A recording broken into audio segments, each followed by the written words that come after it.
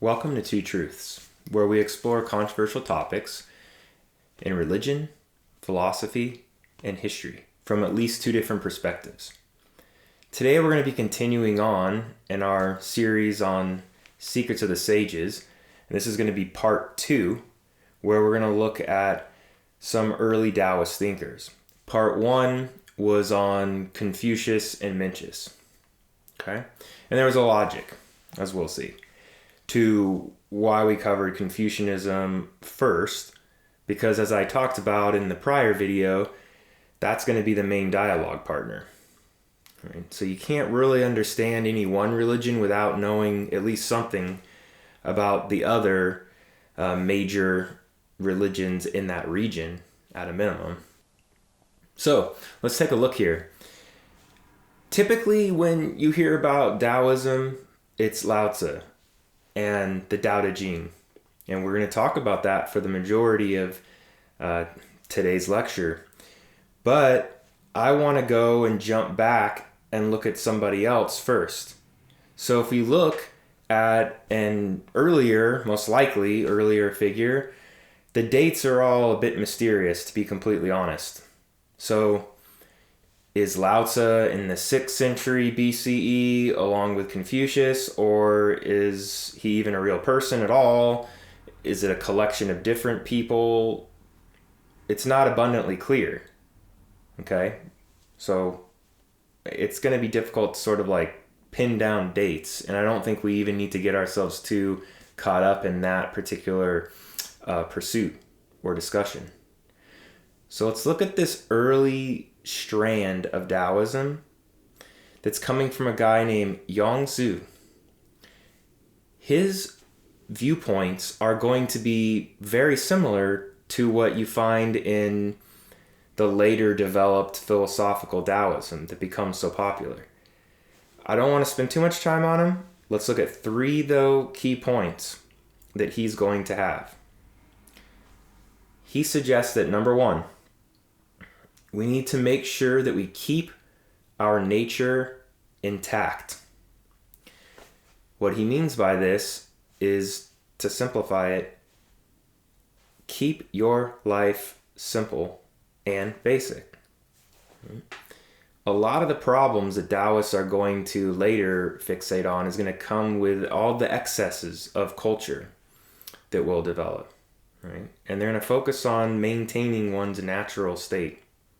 Okay, so keeping one's nature intact, which is more difficult than it seems. That's point 1. Point 2, genuineness of emotion in particular. So sincerity could be another way to look at this.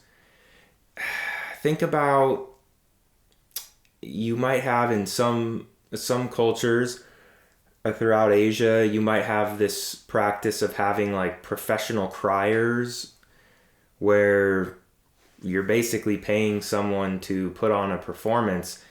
It doesn't have the same level of genuineness and impact as how much you would be moved by, say, a husband or a wife, right, who's experiencing this heavy loss. And Lau-tzu is going to state that ceremony, custom, the stuff that the Confucians are kind of focused on, that's the opposite of being genuine, actually. And that's causing a lot of problems. Remember, keeping one's nature intact was point number 1. So those are 2 points. Keeping your nature intact, number 1. Number 2, genuineness. In all things, but especially in, your emotional responses. Last but not least, he's going to suggest that you can't let the body get tied up in all these other things and activities. The quintessential example here would be to do with statecraft and government. There's this pressure to always take a high government position throughout most of China's history, okay? But there's a tension running between the public life and the government life, right? And having a career job like this versus living a life of more solitude and focused on nature and simplicity, right? So there's this tension between these options of what we can do with our life. Definitely the Daoists are for sure going to be on the side of simplicity, focusing on one's nature, not artificially limiting the length of one's natural lifespan, things like that. Okay? So those are 3 things that you will get in this early strand of Daoism.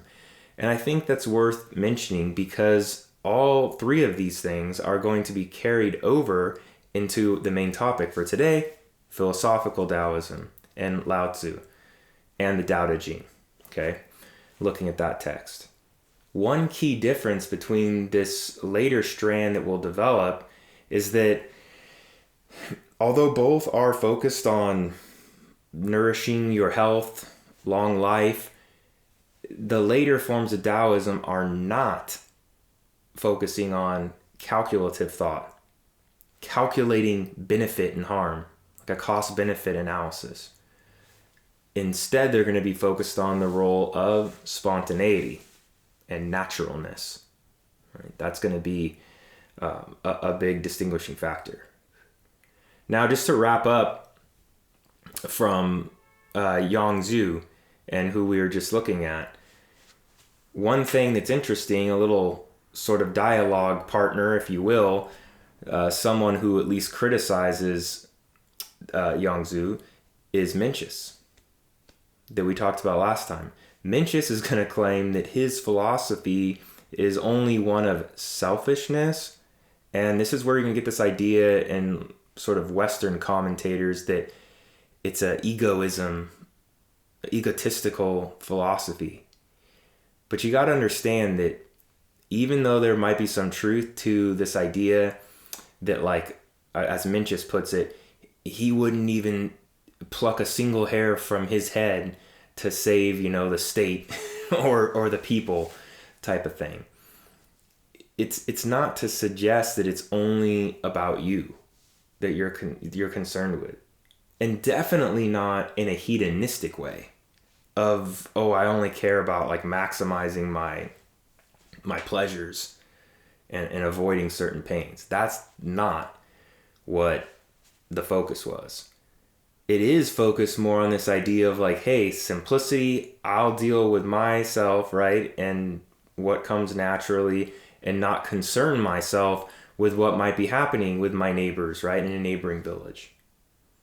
Even that idea is carried over into, I believe it's the very last verse or one before, either 80 or 81 of the Daodejing, and this whole return to simpler way of life. All right, let's look at the main guy, the main text. Just little side note, there is a guy, Zhuangzhou, who's the other main Daoist, kind of like how I said Mencius comes after Confucius and clarifies things.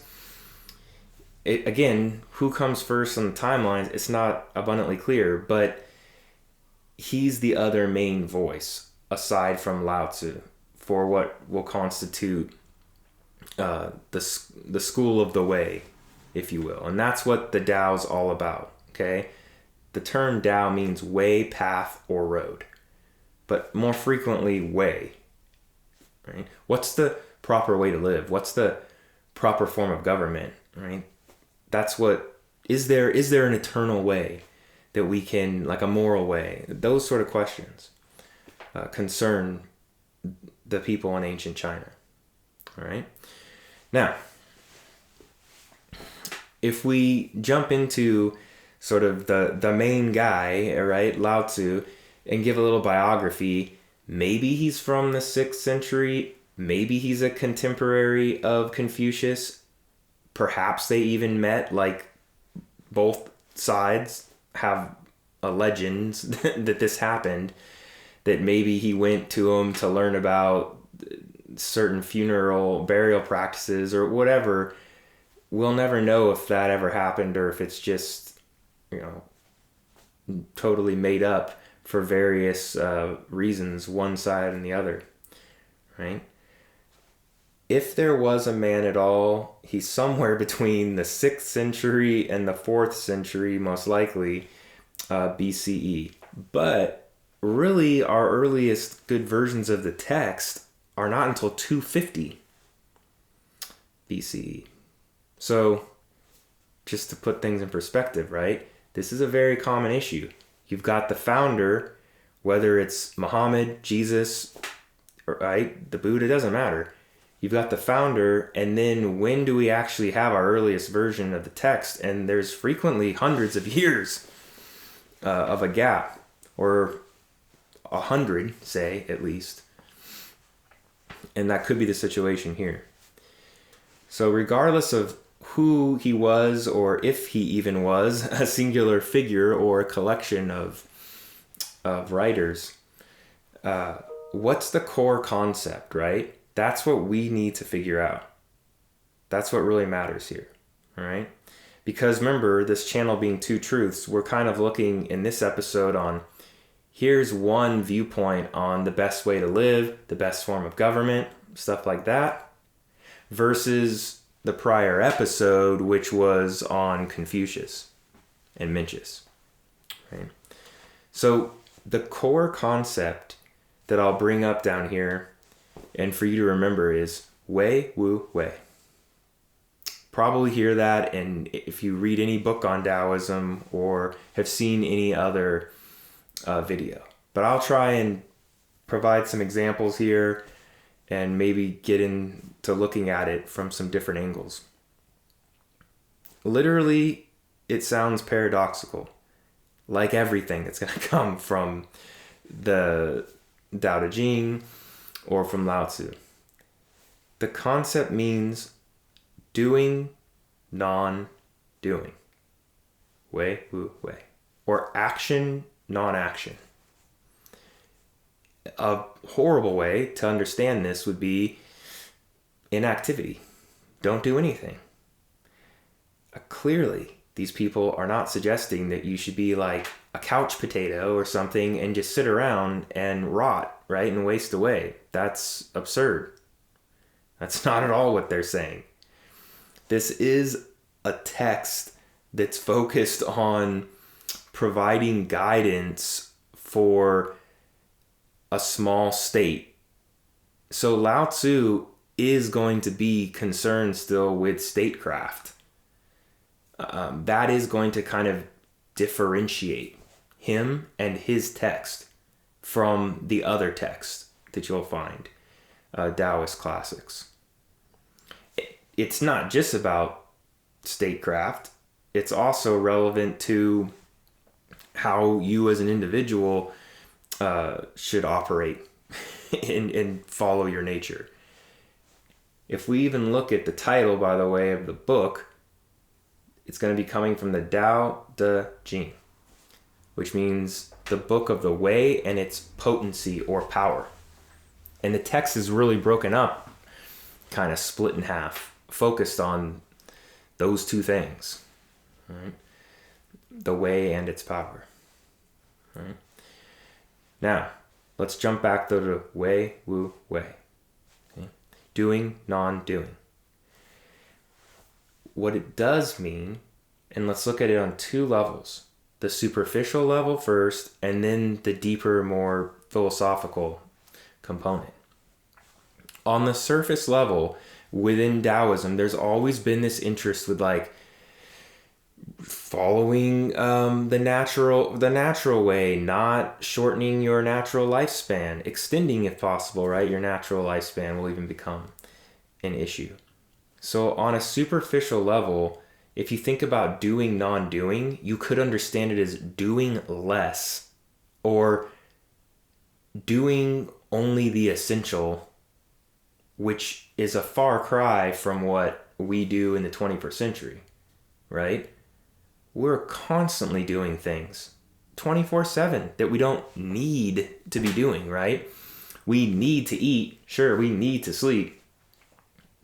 Things like this. We might need to have some element of family and some interactions, but most of the stuff that we're doing in terms of our work or our jobs or our play and social media, etc., we don't really need to be doing that, right? So on a superficial level, they're saying that if you do less, you would have far less stressors and you won't artificially shorten your natural lifespan through things like heart attack, stroke, stress, right? Related issues. But again, that's like a superficial way of kind of looking at it. We could tie it into the great imagery of the yin-yang imagery that we can bring up here that everybody's seen. The famous symbol, right? Where the yin is the black side, the yang's the white side. The yin represents more of Daoist wisdom and philosophy. The white side, the yang, which is more active, represents more of the Confucian values and viewpoints on nature. Okay? It's not really like an ethical symbol or image. It's not really saying that the black side's bad and the white side's good.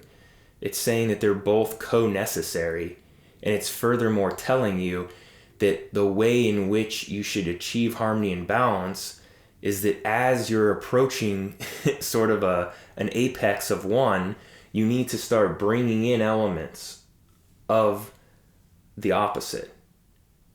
But that's not what we do. We don't have like that teardrop, right? And then the circle leading to the other side. What we do in the 21st century in the West could be more just like a box cut in half, where one half is black and the other half is white. Now think about how we live our lives. Wake up 6, 7 a.m. or whatever it is, right? Pound coffee, God knows what else for some people, right? Beyond coffee that will get them going through the day. And go, crash. So that's why I said it's like a rectangle cut in half. That's not what yin-yang or sort of balance is all about, but that's what we do, which is like push, and do artificial measures to keep it going. And then what happens? There's a wall. I mean, we have it in our language, a crash, right? So you are crushing what is the natural system. That's not the way things should be, right? There should be a slower transition between things. But by having these catastrophic breaks, we are living poorly. We're not keeping our nature intact, to go back to the first point from this video, right? So we're letting our body get tied up in our mind in other things that we shouldn't. So I know we seem like we're kind of bouncing all over. We're still focused on our core concept, wei-wu-wei, doing, non-doing. Which I said, superficial level could be understood as doing less. Now, let's get to the deeper level, the one that really matters. This is really going to counter the Confucians here.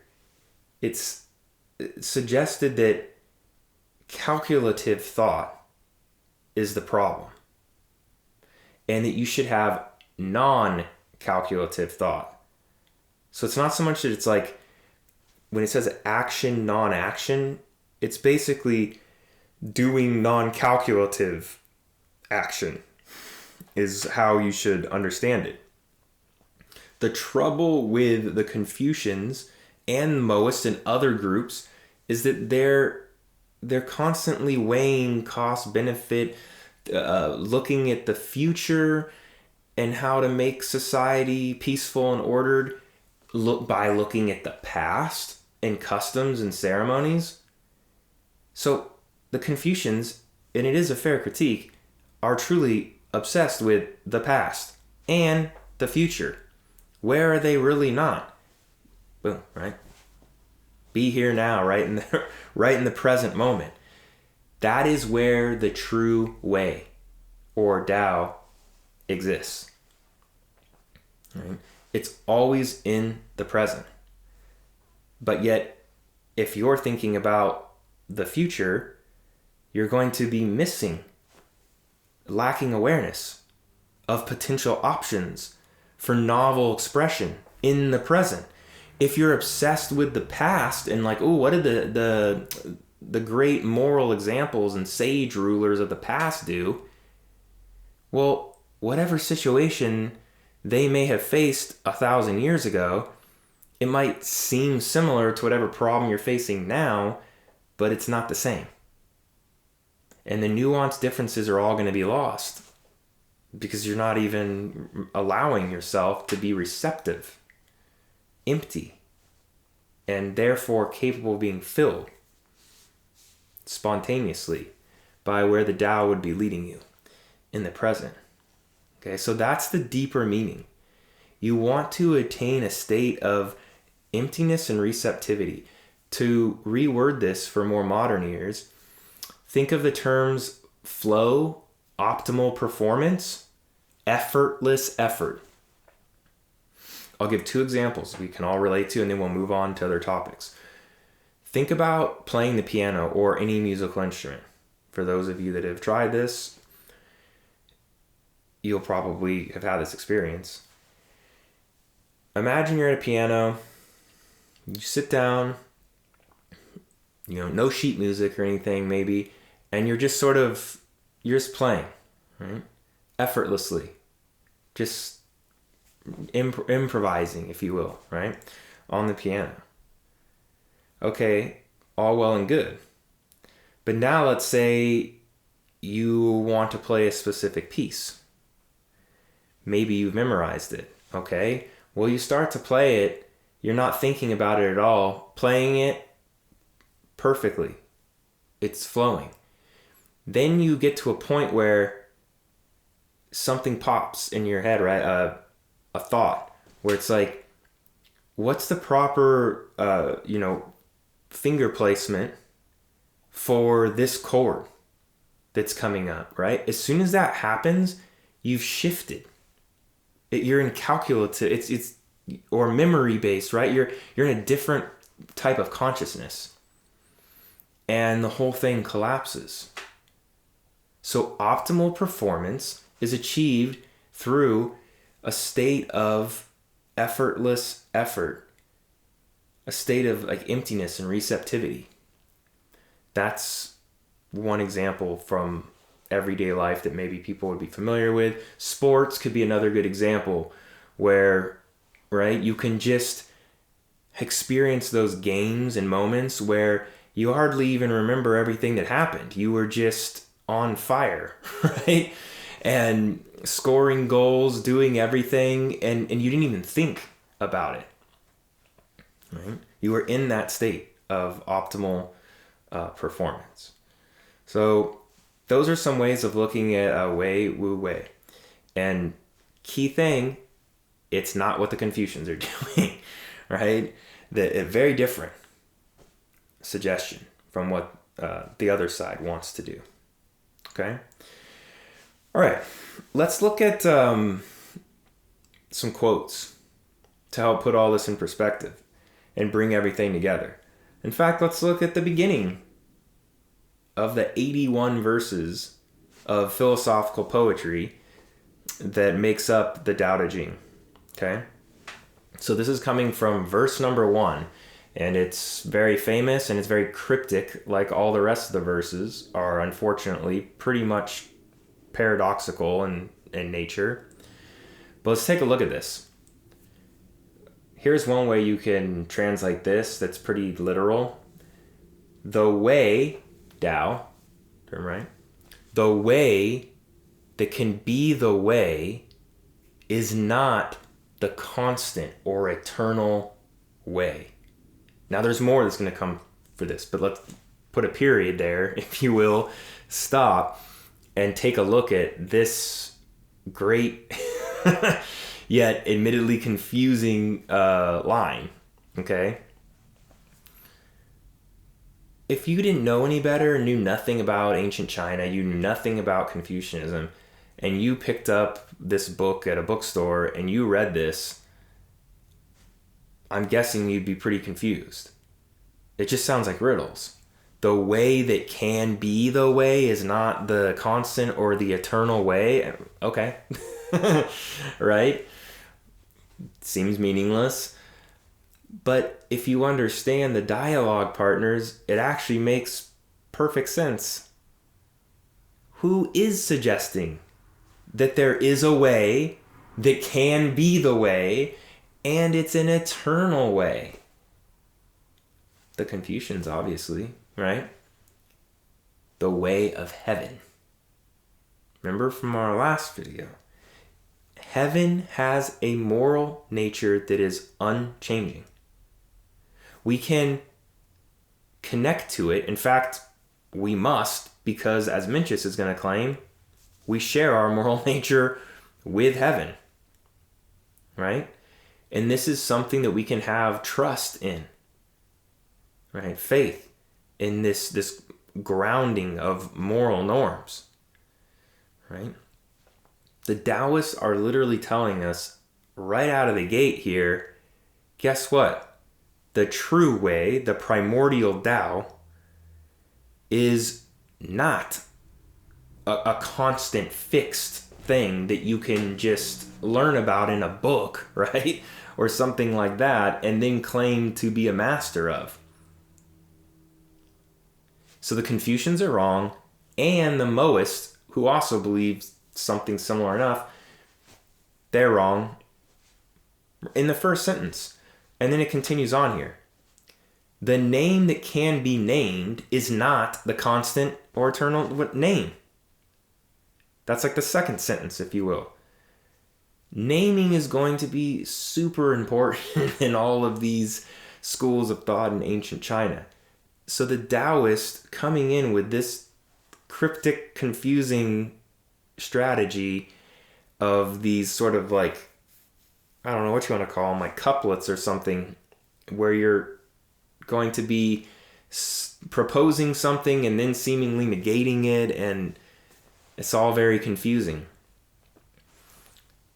The name that can be named is not the constant name. The nameless is the origin of heaven and earth. That's the next line. So here we have the named and the nameless. All right. The named is a reference to most likely, anything that comes to have a name, but heaven, right, is something that does have a specific name, and it has specific qualities and specific attributes that we learned about in the last video on Confucianism, right? So, okay, what is the nameless, and why can we not give it a name? The nameless is, of course, a reference to the Tao, that which precedes duality and precedes breaking things up into multiplicity. Right? You can't give it a name because the very way that language works is that you're going to have duality and a multiplicity. Something's tall because something else is short. Something's black because there's something else white, contrasting with it, all this stuff, right? You're defining something by what it's also not. A definition is cutting it off, this off from something else, all these other things that it could be like. It's a limitation of something, right? Any specific thing it's that, and therefore limited, and not all these other things. So the Tao, in preceding, if you will, all of this, of duality, it can't have a name because you would be artificially limiting its true nature, which is limitless. If that makes sense. So it's not like they're always just trying to be annoying and cryptic with riddles. It's that you genuinely cannot properly talk about it, kind of like in the West when you get into mystical text, the language breaks down and you really do need to move into poetry, which takes you closer, but still language is ineffective in getting at it, right? So that's from the Daodejing verse 1. And it's great because it shows how you need to understand about Confucianism in order to understand something of Daoism, and Moism as well. It's helpful. So you can see these fundamental differences here, right? Now, let's get a couple more quotes relating to the Tao before we move on. The Tao generates the one. The one, the two, or the one produces the two. The two produces or generates the three. The three produces or generates the 10,000 things. Okay? That seemed like a very linear progression. Starting with the Tao, which is non-being. So like from non-being, the one, which is being, is produced. Being separates into lighter and heavier, which is going to become heaven and earth. Okay, the two. Eventually, the two are going to generate humanity, and human beings in conjunction with heaven and earth can generate the 10,000 things. The 10,000 things doesn't literally mean 10,000 specific items. It means infinity, basically, like everything else. It's just like a big number. So that's what's going on there. The myriad things, you could, I guess, say, as another way of translating that line. So what this is saying is not so much that there was a time where there was only the Tao. I mean, that's speculative on that. But it is suggesting more of like a proper ontological dependence, I guess you could say. And the Tao is the source, the primordial fundamental source. Okay? And the Confucians effectively fail because they have fixated too much on something that's not properly ultimate. I guess you could state it that way, right? That's a little bit about like the metaphysics, maybe about philosophical Taoism. So let's wrap up today's video by coming back to the primary focus. Secrets of the sages. All right. So what secrets can we actually glean from the text? Or is it all just, cryptic riddles that doesn't really help us in our everyday life? No, there are very valuable things that are still pragmatic that we can learn from this. One is going to be unlearning what you have learned. And the stuff I'm about to say, if it sounds like things you've seen in popular movies, that's just because they ripped it from this, right? So unlearning what you've learned is, again, a knock against the Confucians, who are obsessed with learning widely, and learning about culture and repetition of rules and things that you need to break down. Because if you don't break it down, you're going to be always in memory about stuff I've learned and anticipation and projection to the future. Remember, never here and now, where the Tao is present oriented. So unlearning what you are learned, that's one thing. Another thing they're going to bring up, and this is a quote from verse 40, I believe. Reversing is the movement of the Tao. Expanding and then contracting. Kind of like, the ocean, I guess, right? Ebbing and flowing is what's going to happen. So what you would possibly want to do, and here's another portion of a quote that I think is from verse 36. If you wish to shrink it, be sure to stretch it. If you wish to weaken it, be sure to strengthen it. So it's like this paradoxical advice for a ruler of a small state where, hey, it might seem like retreat or even submission, but if you give a much larger military force or state room, like physically, let's say like literally, what if you retreated?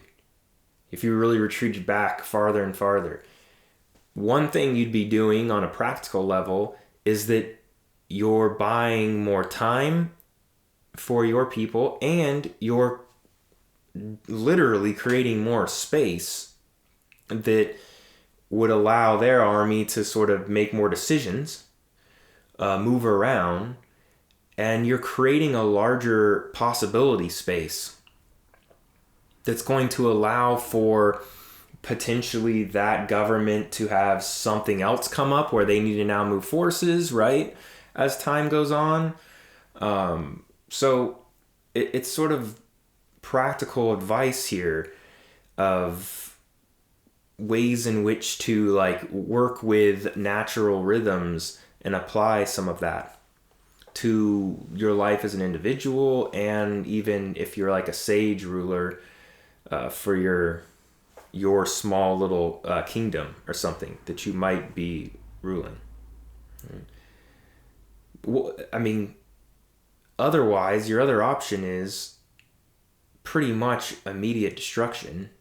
Say, if it was a military example, you could try and have a big battle, right? And meet them head on, sort of thing. Probably not going to play out terribly well for you. Remember, there is some like fear in this where there's genuine concern that there's all these warring states and powers going on in ancient China, and how can you best navigate and stay afloat in something like this? So, right, nothing stays the same. There will be an expansion and there will be a contraction, if you will, back into the Tao. So if you create enough time and space, who knows, right? You may not even have to directly deal with certain problems. So that's a concept, reversing and expanding and contracting as the movement of the Tao. So one thing you might hear in comparison to Western philosophy is this idea that, it's pretty similar to Derrida's project of deconstruction, which it kind of is what you'll find in the Daodejing, this breaking down of the typical way in which signified and signifier and all this stuff and working with language that Derrida is going to do.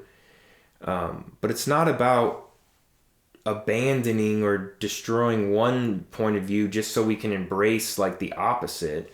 I think it's really about deconstructing almost like all of the options and learning how to operate from a natural space of spontaneity, and that will put us in line with the way the primordial Tao operates. So it isn't about like abandoning one set of customs for another or one point of view for the opposite. I think you could easily get lost in that. So those are some of the main ideas. Another one, I guess, could be simplicity and return to a more like an earlier way of life, before there was recorded text or knotted cord, as they put it in the Daodejing. So those are some options, and hopefully that gives you at least a little bit of background on this fascinating religion and also philosophical school. Okay. And I think today I'd end on maybe this little idea or notion that there's no enlightenment without endarkenment. To sort of put that word out there, make it up if need be. That is something you certainly will find if you read through the Daodejing. Right? A lot of terms about like the dark, the valley, emptiness, receptivity. Even in the Bible, you'll find a lot of this, that God dwells in darkness, right? Shrouded, if you will. So there's something to be said for sure about looking at this way of living, right? It's potentially very powerful. And I think by looking at this idea of endarkenment, it's a perfect sort of segue into my usual sign-off for these videos, which is to suggest to all of you that it's probably best that you stay gray.